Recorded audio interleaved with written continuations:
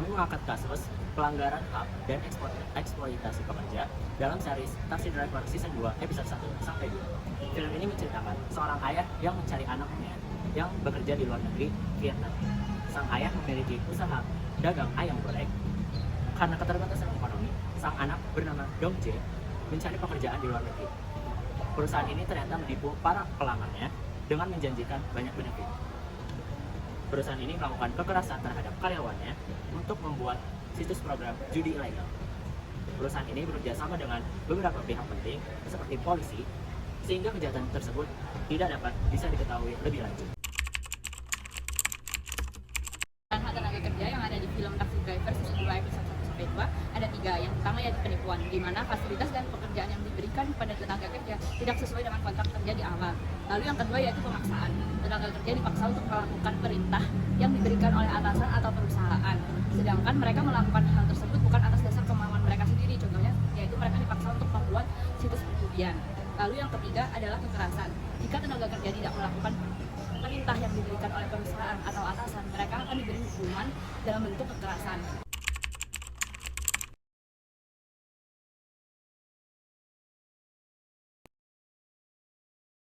Oke, kalau misalnya dari penglihatanku ada yang mungkin kita juga sering lihat ya di kehidupan sehari-hari, itu salah satunya kayak pekerja anak usia dini gitu, yang jualan-jualan di pinggir jalan, terus juga sampai malam bahkan yang ngemper-ngemper di pinggir jalan gitu kan, usianya juga masih di bawah haknya untuk bekerja, tapi mereka udah kerja gitu untuk bantu ekonominya. Nah, Mbak, itu mungkin pekerja apa yang bekerja di luar negeri gitu loh, ada yang disebut apa namanya itu TKI gitu kan. Mungkin ya dari sisi majikannya yang terlalu keras kah apa gimana kah, mungkin itu sih yang saya tahu. Dari aku sendiri pribadi memang ada, karena dari orang tua juga.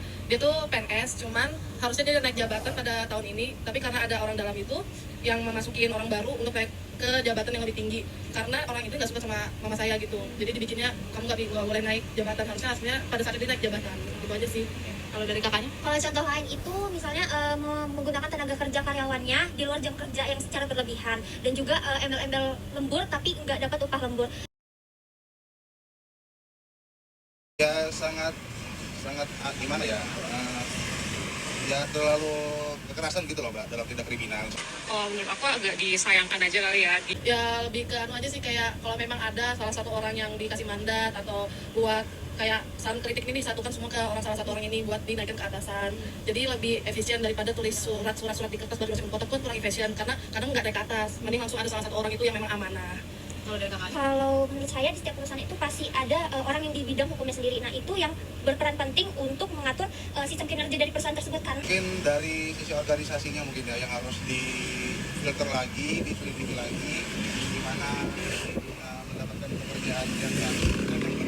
Dan tentu perlu adanya integrasi dari beberapa pihak, khususnya pihak yang berwenang gitu sendiri, misalnya dengan kebijakan-kebijakan yang memang mengatur secara tegas kalau misalnya anak usianya itu masih belum batasnya untuk kerja, jadi mungkin bisa ditindaklanjuti dengan beri fasilitas untuk pendidikan yang lebih dahulu.